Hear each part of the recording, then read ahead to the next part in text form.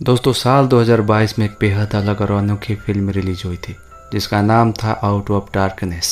इसे डायरेक्ट किया है स्कॉटिश डायरेक्टर एंड्रू कॉमिंग ने।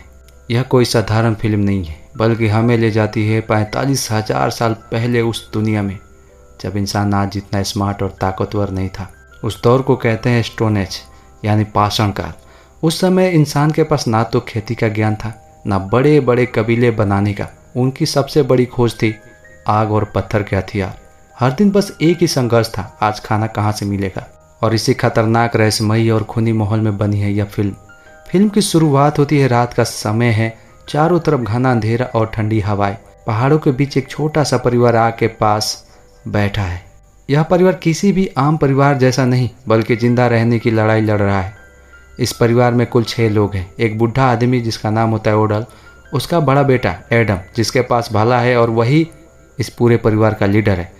छोटा बेटा है लेन, एक औरत ईवा एडम की पत्नी होती है। ईवा का बेटा हेरोन छोटा बच्चा है और मासूम भी, और एक लड़की बिया जो असल में इस परिवार की नहीं है बल्कि कहीं रास्ते में मिली थी। यह परिवार पिछले कई दिनों से भूखा है, शिकार उन्हें मिल नहीं रहा।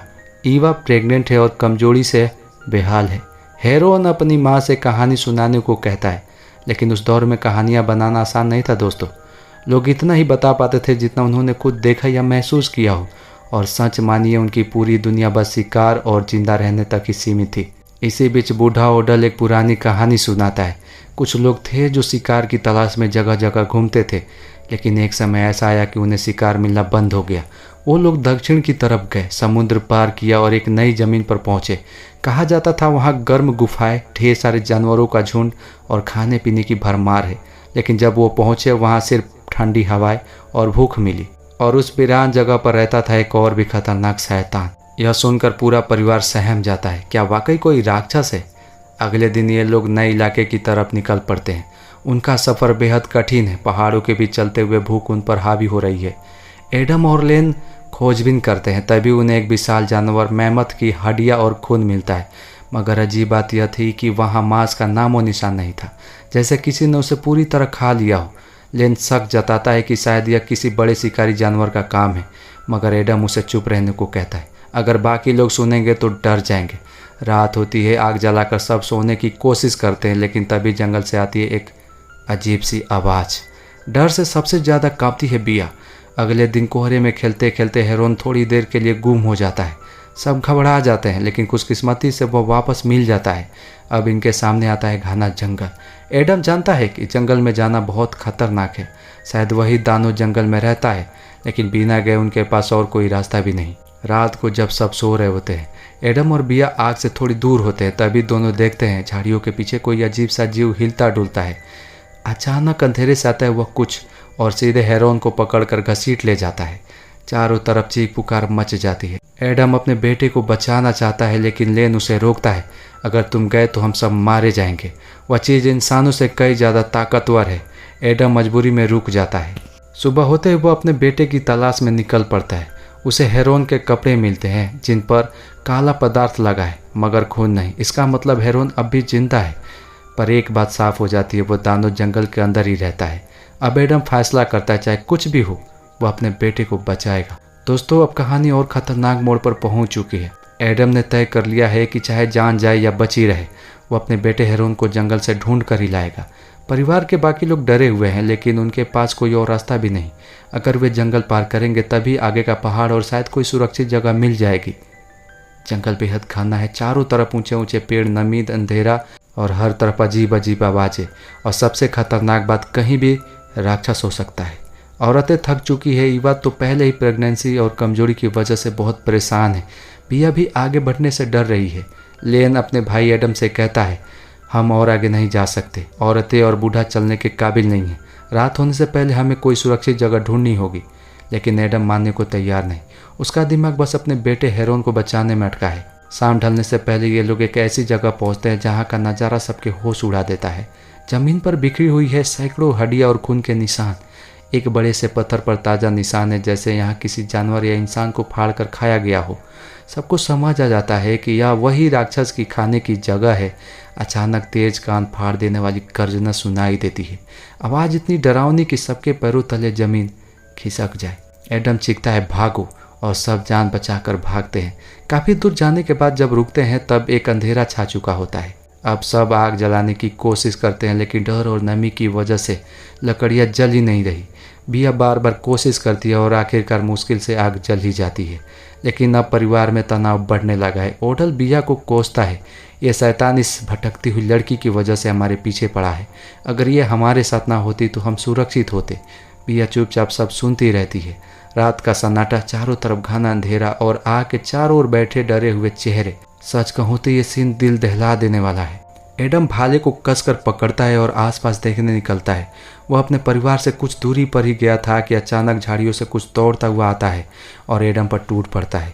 हम दर्शक भी साफ नहीं देख पाते कि वो चीज़ क्या थी, बस चीख छपट्टा और अंधेरे में एक भयानक झलक।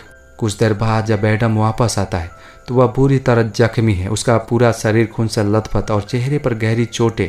ईवा अपने पति को उस हालत में देखकर पागल सी हो जाती है। रो रो कर कहती है कुछ करो, उसे बचाओ, लेकिन कोई कुछ नहीं कर पाता। एडम दर्द से तड़प रहा है, उसकी सांसें टूटी टूटी सी चल रही है। और तभी बिया साहस दिखाती है। वह अपने पास रखा नुकीला पत्थर उठाती है और एडम के सीने में घोंप देती है, क्योंकि अब उसे बचाने का कोई रास्ता नहीं था। औरतों का दिल बहुत बड़ा होता है, वो देख नहीं पाई कि इंसान इस तरह तड़प तड़प कर मरे। एडम मर जाता है और अब परिवार का लीडर भी खत्म हो चुका है। ईवा बेहोश हो जाती है, बाकी सब सदमे में। अब क्या करे? भूख सब पर भारी थी, कई दिनों से पेट खाली था, लेकिन ओडल और बिया मजबूर होकर वही करते हैं जो इंसान शायद आखिरी हालत में करता है। वह एडम का ही मांस खाने लगते हैं। यह सीन बहुत डरावना और शॉकिंग है, लेकिन सोचिए अगर वो ऐसा ना करते तो भूख से मर जाते। लेकिन अब सवाल उठता है, उस राक्षस ने एडम को खाया क्यों नहीं? ओडल कहता है वो हमें साजा दे रहा है, हम उसके इलाके में घुस आए हैं, हमें उसे कुछ चढ़ावा देना होगा, एक बलि। लेन के हाथ में अब एडम का भाला आ चुका है। ओडल उसे कहता है अब तुम परिवार के अगुआ हो, यानी लीडर, तुम्हें ही सबको बचाना होगा। लेन के चेहरे पर डर साफ झलकता है, लेकिन अब चाह कर भी वो पीछे नहीं हट सकता। एडम की मौत के बाद अब लेन के हाथ में भाला आ चुका है। ओडल साफ कह देता है अब तू ही हमारा नेता है, तेरे फैसले पर ही हमारी जिंदगी टिकी है। लेन के चेहरे पर डर और जिम्मेदारी दोनों साफ दिखते हैं। वो जानता है कि हर कदम गलत साबित हो सकता है। ईवा जो अपने पति की मौत से टूट चुकी है, बस लगातार बड़बड़ा रही है। ये सब उस शापित लड़की की वजह से हो रहा है। बिया को निकाल दो, उसे दे दो उस राक्षस को। ओडल और ईवा दोनों मानते हैं कि अगर बिया को बलि के तौर पर छोड़ दिया जाए तो शायद वो दैत्य उन्हें छोड़ दे। वो लोग तय करते हैं अगली बार जब वो आवाज़ देगा हम बिया को छोड़ देंगे।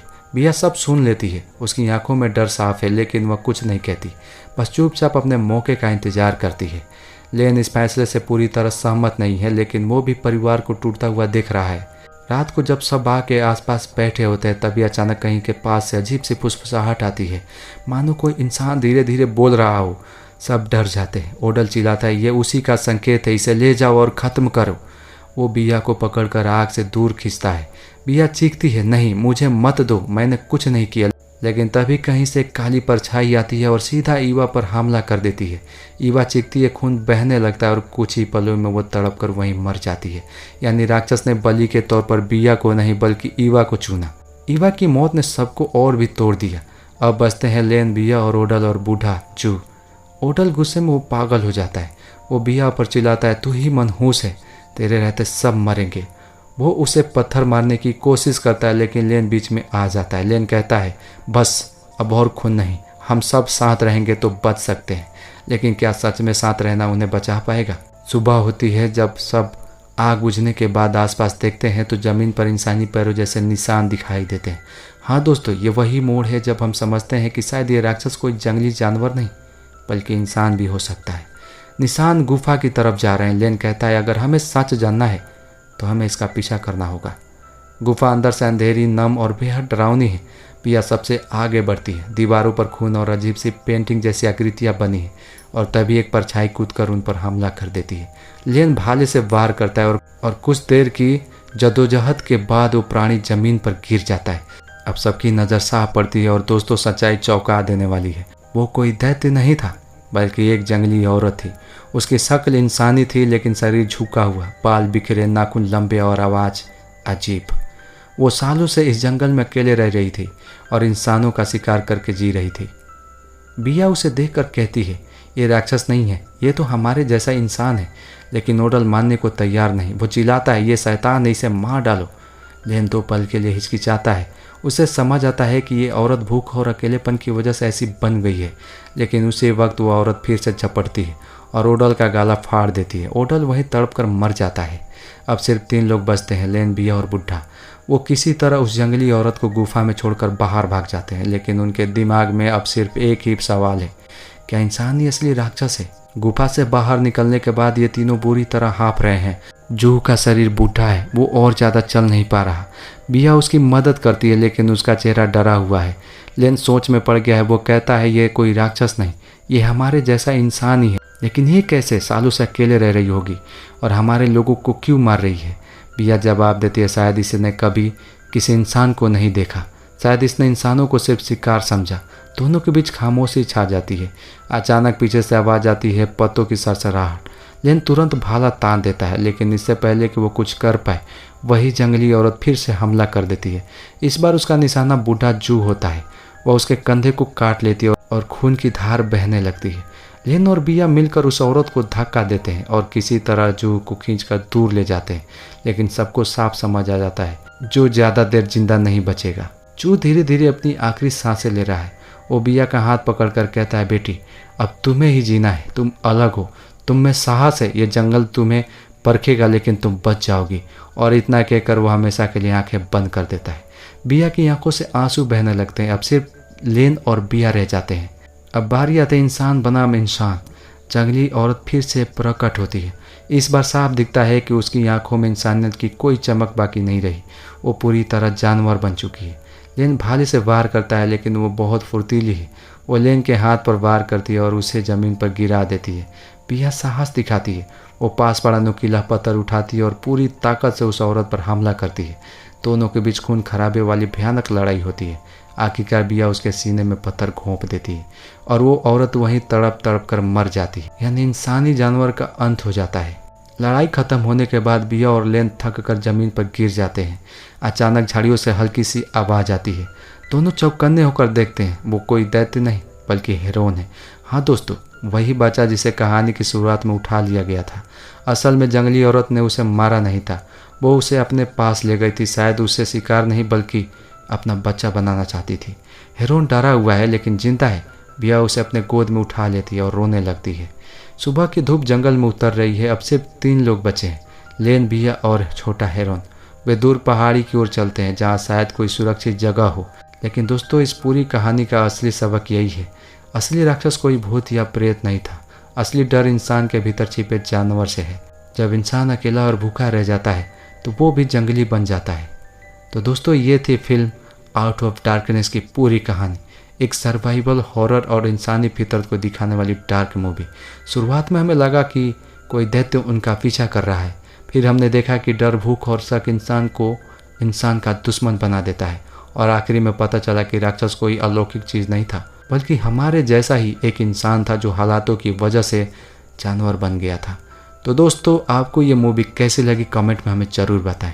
वीडियो अच्छी लगी हो तो लाइक करें और चैनल को सब्सक्राइब कर लें। मिलते हैं अगली वीडियो में।